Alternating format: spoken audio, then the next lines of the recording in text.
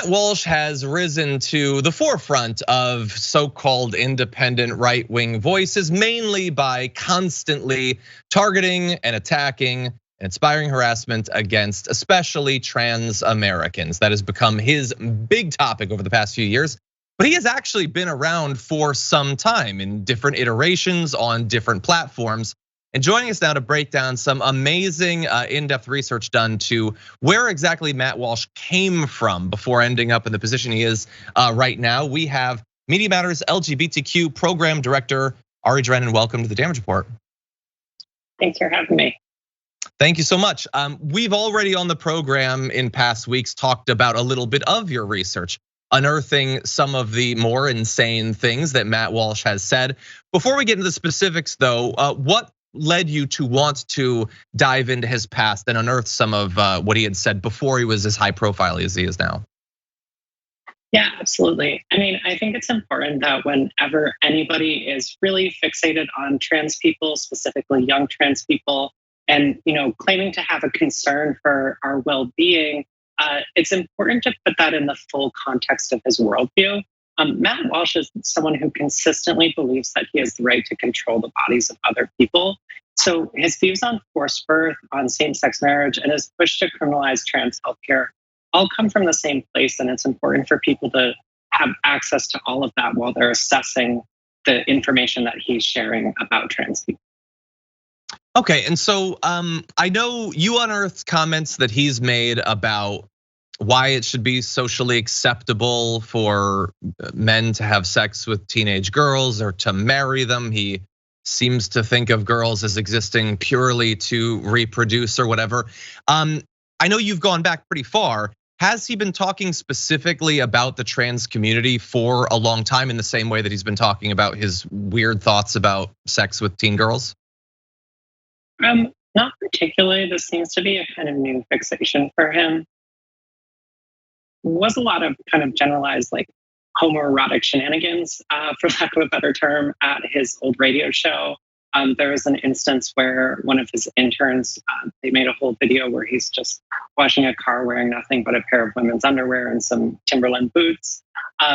So I don't know where this is all coming from, but I think that Walsh has seen the so-called debate about trans people and our right to healthcare and to exist in society as an easy way to get a lot of attention, which I think, if you go back and watch these old videos, what Matt Walsh wants most is attention.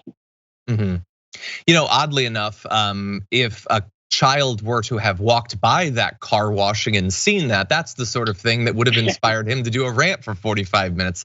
Weird how he was okay with men dressing up in women's clothing back then when that might get him some attention. So yeah, I want to ask, oh, sorry, continue. Yeah, they also did some weird diaper wrestling thing that I wish I could remove from ever having seen personally. Did you see any evidence of any kitty litter in any of their videos? Were there any spots of that? I joke, of course. No kitty litter.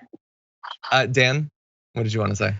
Yeah, you were getting to something that I wanted to focus on because Matt Walsh is part of the Ben Shapiro sort of ecosystem on the Daily Wire and has been for a couple of years now. And a lot of what they focus on and what they specialize in is campaigns to create rage and anger of their political opponents. And usually this is to attack marginalized groups, but whether it's Ben Shapiro coming onto college campuses or Matt Walsh releasing this inflammatory documentary.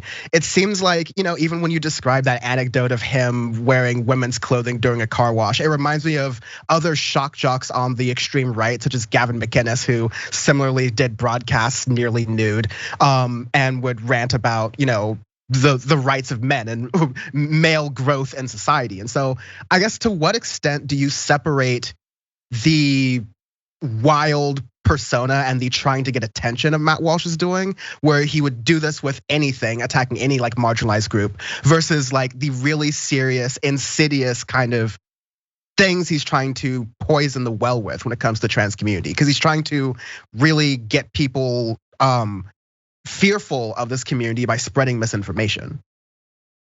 Yeah, absolutely. I mean, unfortunately, I wish that he was just the kind of buffoon that we could just totally ignore.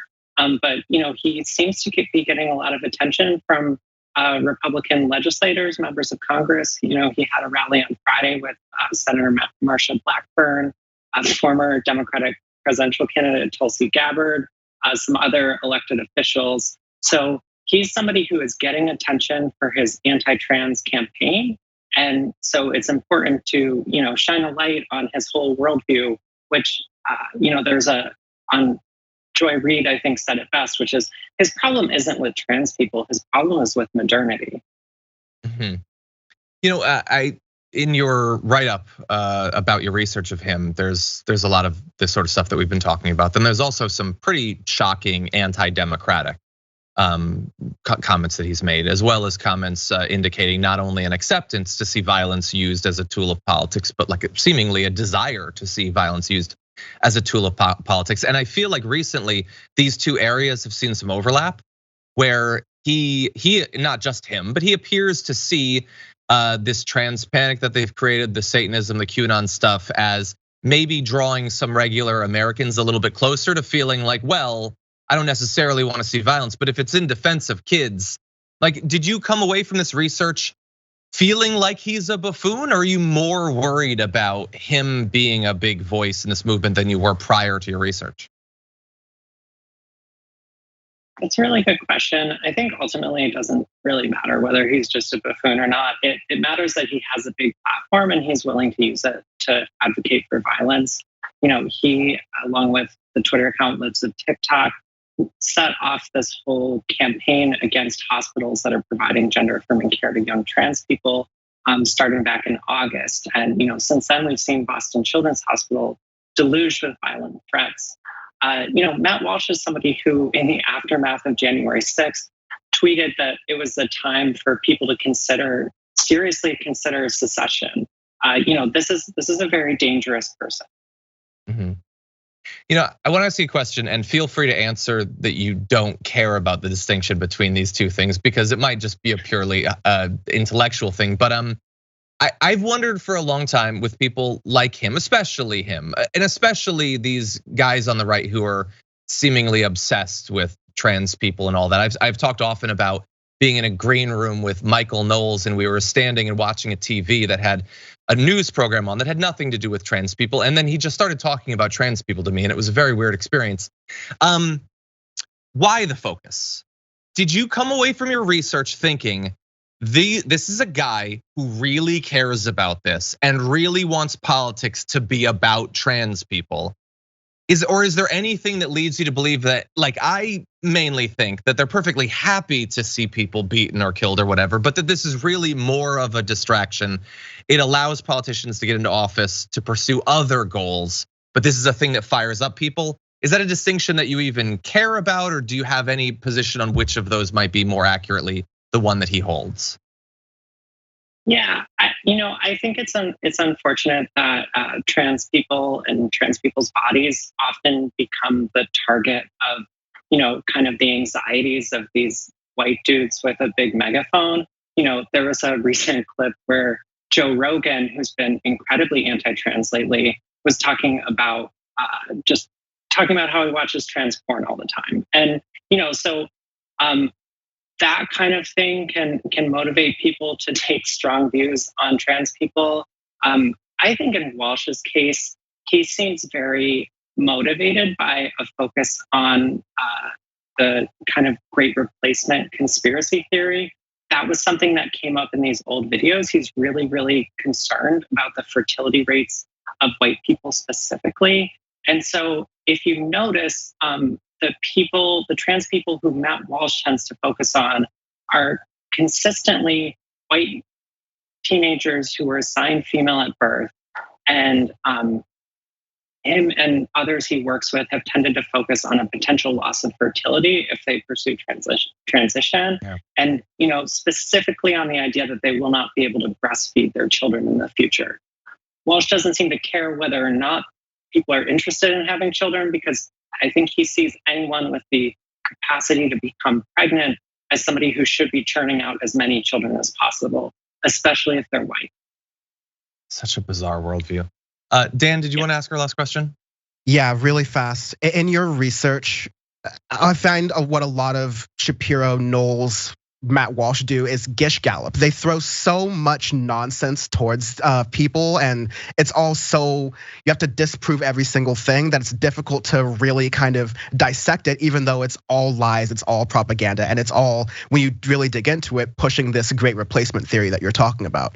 So like in your research, have you found any particular lines of messaging or dialogue that are effective for people to, talk to people who have been susceptible to this kind of rhetoric from even mainstream sources like Joe Rogan, to start to deprogram some of this language that is really harmful that people are starting to learn about trans folks?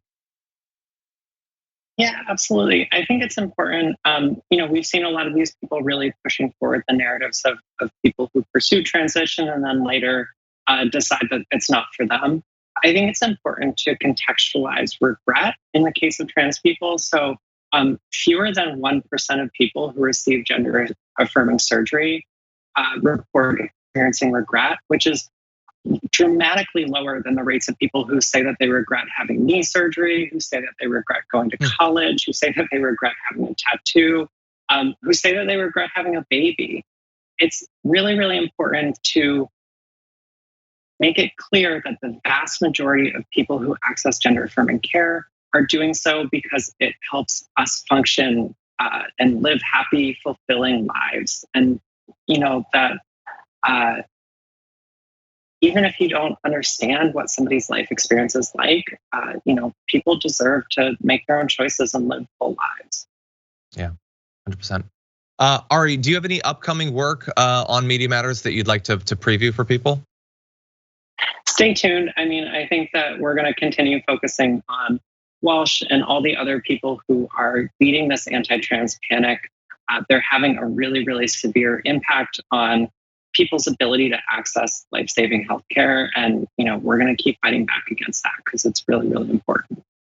Incredibly important work. Thank you for your work and the work of Media Matters more broadly. We really do rely on it. So thank you, and for joining us on the show today. Thanks so much for having me.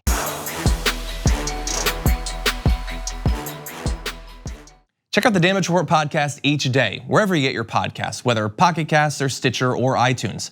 You can join me as I give you the news and stories you want, with a range of co-hosts and interview guests jumping in on the fun each day. Again, that's the Damage Report, wherever you get your podcasts. And if you get them at iTunes, don't forget to rate and review. Sometimes I'll read them live on the show.